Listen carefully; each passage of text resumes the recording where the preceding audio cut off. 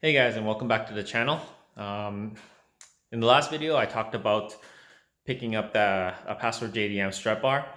I actually tried to look up the value of the strut bar to see how much it's going for brand new, and I tried to find Password JDM site, but they're closed down. I'm not sure if it's due to this whole COVID situation or anything like that, but it looks like they've been shut down for since June, so it was just fairly recent. It's kind of sad to see such a store go away. They used to be like the spot to kind of get a lot of parts. Back in the day when I used to have my very first EF and I did an EF9 conversion on it, I used to get all of my used JDM parts from them. They used to ship like front ends and all that kind of stuff. They were like kind of like a big deal, even on Honda Tech and everything. But it's kind of sad to see such a store kind of go away. I'm assuming most of these performance stores or shops are lacking in business because a lot of people are no longer modding these kind of cars. Most people around like my generation, we used to mod them, and then we decided to just get new cars, and maybe families and all that kind of stuff happen. So not a lot of people are doing these kind of cars anymore. I mean, I didn't think I would build another EF, to be honest, but I'm doing it because it's a car that I always enjoyed. It's simple to work on and everything. Obviously, as you guys know, I'm still experiencing an idle issue. I mean, probably wouldn't happen if I did a B series swap or something, or maybe it would. I don't really know. I've never actually had such issues with my prior engine swaps to my vehicles, but I guess it's an issue to tackle. But until I figure that out, I'm just gonna keep getting new parts for the vehicle and sourcing stuff out. I mean, everything's getting more and more rare for this car. So today we're gonna just put in this strut bar that I picked up, and I'll show you guys how to actually put it in. It looks like it's gonna be a little bit cramped, so I gotta move some stuff around in the engine bay. But yeah, you guys can see and follow along. All right, so here's the strut bar, and it looks like everything, the holes and everything do line up just from kind of putting it on top. But it looks like we'll have to kind of disconnect some of this stuff and maybe some of the stuff over here to make sure it fits. So I'm gonna start pulling off maybe the fuse box and the surrounding stuff so I can seat the strut bar in properly. Since this is a one piece, it should be generally pretty simple to put in. I don't think these nuts even have any washers on them. Nope, it looks like it's just a regular nut, but yeah, that's what I'm gonna do.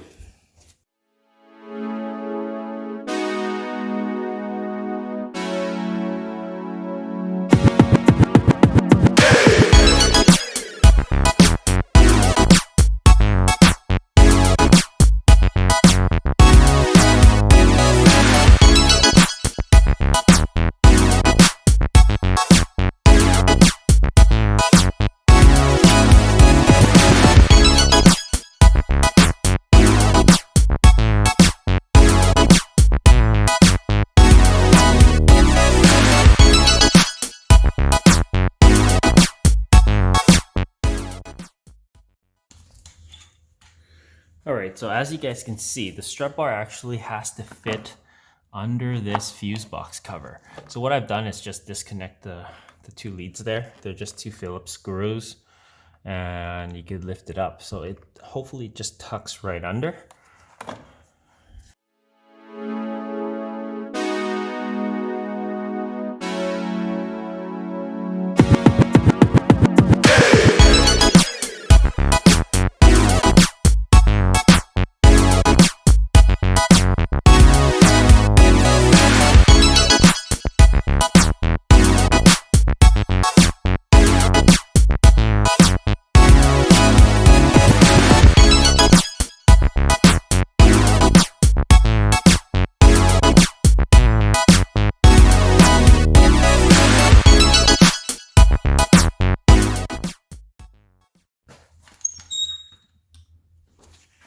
so as you guys can see, I had to undo this clip that holds all these accessories, the wiring and all that, and I had to also undo this bracket for the strut bar to kind of fit over.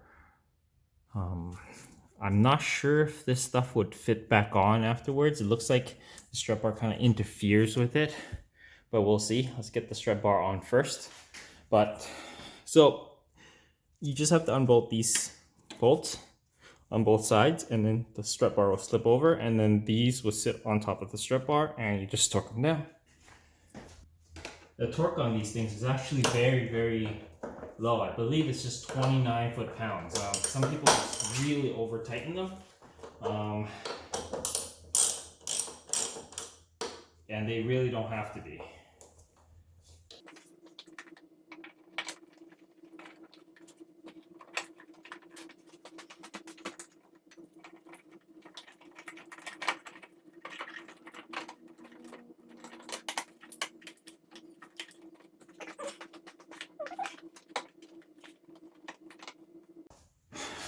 So it looks like this bracket is interfering with the strut bar. It just keeps hitting the bottom of it and won't seat properly.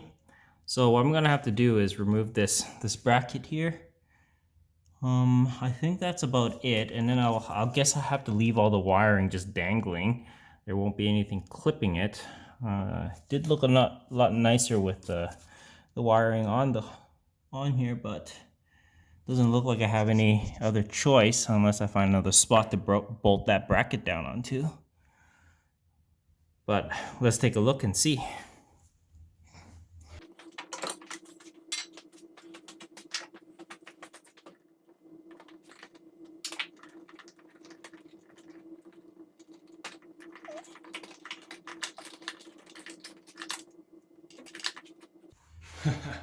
Wow, so in this amp kit, we managed to see a giant dead bug in there. It looks like one of those mosquito eaters, so horse flies maybe? I'm not sure what they are, but that's hilarious. I'm not sure how it got in there.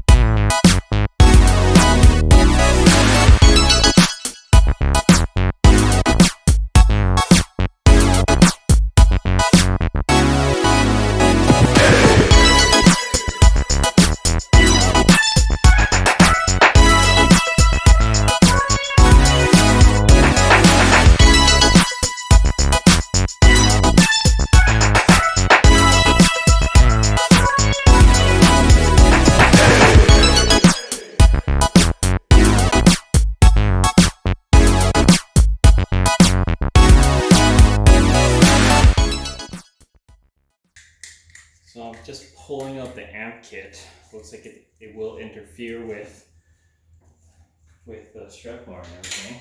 I wasn't sure if I was going to keep having an amp kit in there. Honestly, I don't think it needs a high-end sound system anyways.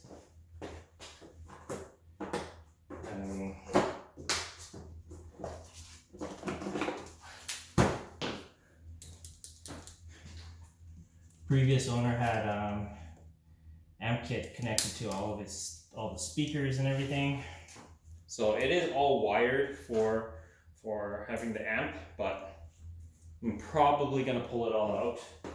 I'll have to think about it.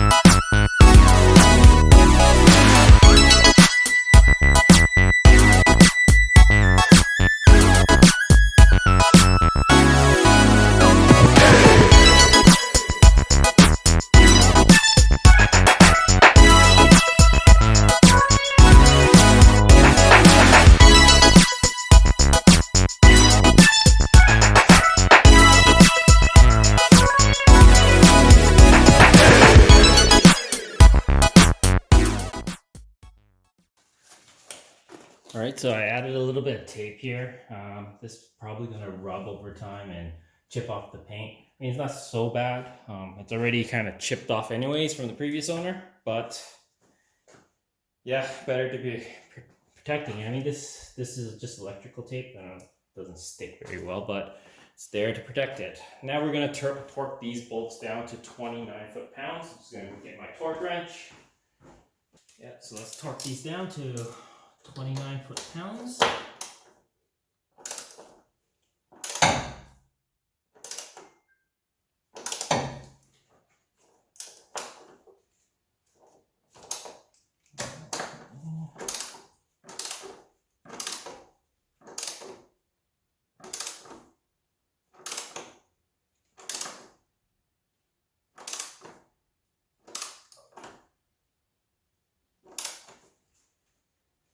So weird, it just keeps tightening. Huh.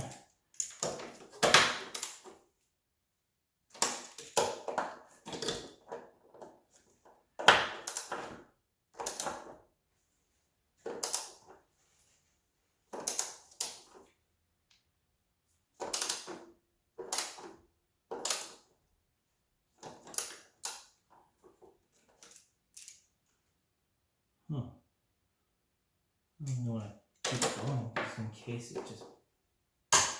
There we go. 29.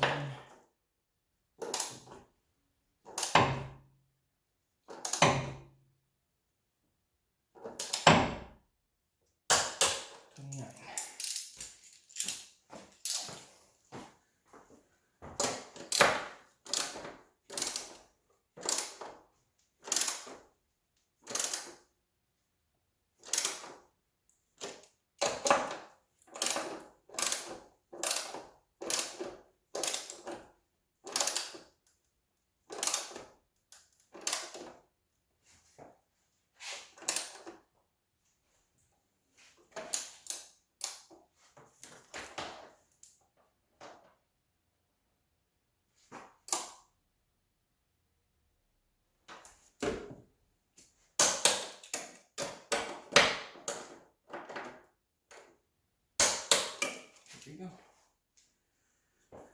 29 foot-pounds. It's pretty solid. Now we just gotta put everything back and make sure it kind of fits back over. So you can see I did remove some of that bracket. So now let's put the fuse box back. Alright guys, so that's the strut bar it's in. As you can see, it looks pretty good. Gets that bling factor, I guess. So I did have to remove some of these brackets. So I couldn't use this anymore, and I couldn't use this. So 3 brackets I had to take off. The wiring is just kind of dangling back here, but it's not going to go anywhere. Other than that, everything else is in. And the strut bar is perfectly solid and in there. Had to spin this around because it was interfering with the strut bar. So I managed to get it to fit. So that's that. Now I just gotta reconnect the battery and everything, and it's good to go. That's the install of a strut bar. Took a lot longer than I expected. Well, hope you guys enjoyed the video, and I'll see you guys in the next one. Cheers.